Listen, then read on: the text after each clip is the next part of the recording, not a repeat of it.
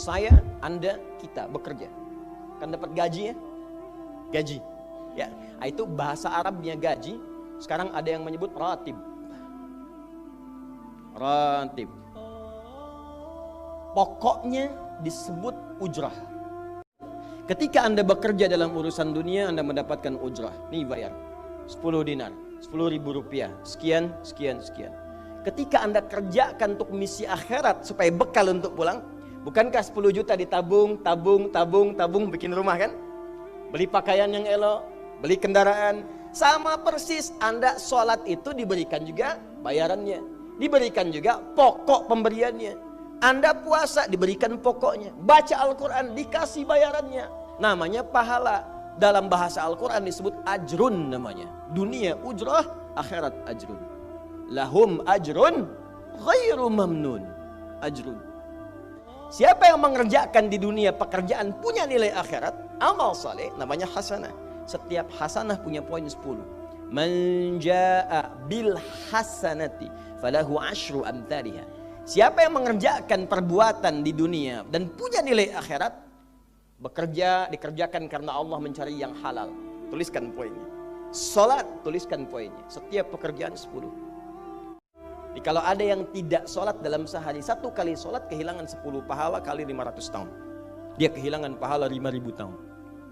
Makanya sering kita bermohon begini, ya Allah, jadikan semua perbuatan duniaku punya nilai akhirat supaya ditampakkan di akhirat. Di hasanah dunia ini akan ditampakkan saat dihisab di akhirat. Makanya sering kita katakan, ya Al-Baqarah ayat 201, wa minhum may yaqulu rabbana atina fid dunya. Ya Allah, jadikan semua kegiatan duniaku hasanah. Namaku sudah hasanah ya Allah. Perbuatanku belum tentu. Makanya saat di akhirat itu ditampakkan faman ya'mal mithqala dzarratin khairan yarah. Ya, makanya kalau mau mithqal yang khairan yarah. Jangan yang syarran yarah. Ya, pada yang baik-baik, mithqal tahajud, mithqal untuk baca Quran, ya, mithqal untuk bisa tilawah, mithqal untuk mengingatkan puasa sunnah, itu khairan yarah. Ya, mithqal pada yang tidak bagus tinggalkan, itu syarran yarah. Tinggal nanti tergantung Anda mau punya rumah di yang mana daerahnya. Komplek yang elit di Indonesia, di sini Jakarta ada Pondok Indah, ada beberapa tempat-tempat yang lainnya elit kalangannya, Menteng dan seterusnya. Maka di surga pun ada komplek yang elit-elit, ada Firdaus, ada surga Aden, ada macam-macam. Tinggal Anda cari bekal yang serius, turunkan kemudian ke bumi. Cuman sayang, dari sekian waktu yang Allah berikan disebut dengan ajal, menjadi batasan kita untuk beramal. Setiap kita dibatasi oleh waktu. Seperti Anda pun bekerja dunia, bukankah ada waktunya? Waktu produktif untuk bekerja, setelah itu ada masa pensiunnya. Maka Allah membuat ketentuan, kita pun tidak abadi di bumi. Setiap kita punya batas waktu. Kalau selesai dinas kita dan pulang kita untuk mempertanggungjawabkan semua yang kita kerjakan di sini. Maka turun Quran surah ke-7 ayat 30 berapa? 4 untuk menggambarkan ini.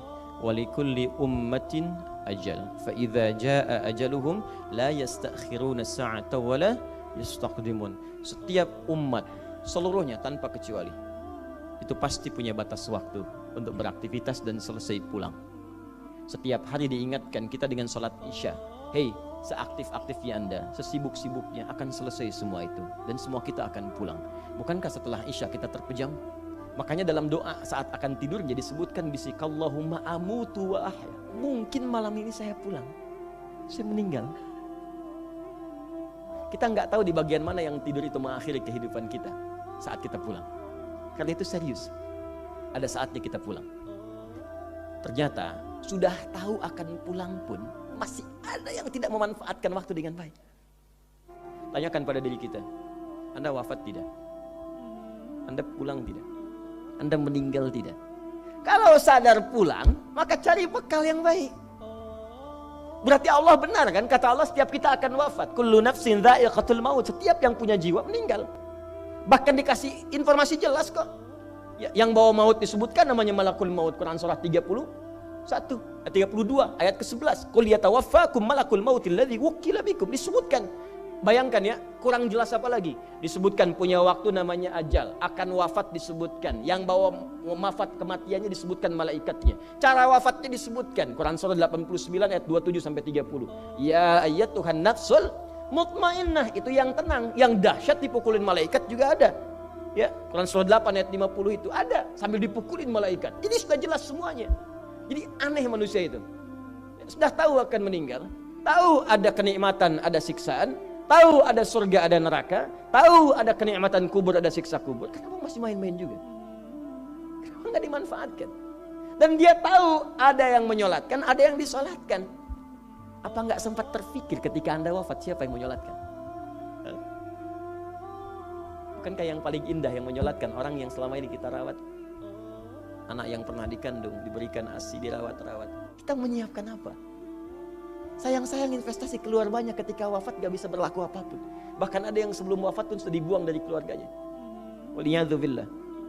Nah, sekarang dari sekian kegiatan aktivitas kita, berapa yang sudah punya nilai di mata Allah menjadi amal saleh? Coba ucapkan dengan kalimat yang lantang bahwa Anda tak punya dosa. Kalau tak mampu berarti punya dosa. Ucapkan Anda sudah siap ke surga. Kalau tak mampu, amalnya masih kurang. Jadi kalau sudah merasa amal masih kurang, dosa banyak, terus masih main-main juga.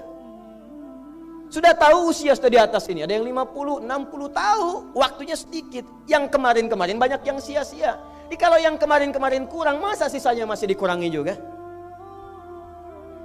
Anda 40 tahun, 50 tahun, 60 tahun, sekarang anak 4, 5 tahun, bahkan matanya buta, sudah jadi penghafal Quran.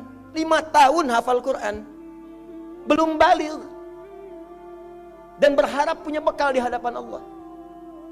Kemarin sahabat saya Syekh Ali Jabir ya, datang ke Bekasi, cerita tentang Kaila, anak 5 tahun mata buta, murajaah hafalan Quran sehari 5 sampai 7 juz. Dikatakan oleh beliau, Kaila, apa enggak capek terlalu banyak? Kamu kan punya uzur di hadapan Allah. Allah Maha memahami keadaan kamu. Apa enggak lelah? Saya malu justru kepada Allah kalau kurang daripada itu. Anak 5 tahun mengulang hafalan Quran setiap hari 5 sampai 7 juz, dan malu kalau kurang di bawah itu sebagai bekal untuk menghadap Allah. Anda diberikan kesempatan sampai lebih daripada 50 tahun, lebih daripada 40 tahun, lebih daripada 20 tahun. Dan sampai kesempatan itu, sampai hari ini pun untuk baca pun belum punya waktu. Dan Anda mengharap surga, Anda siapa?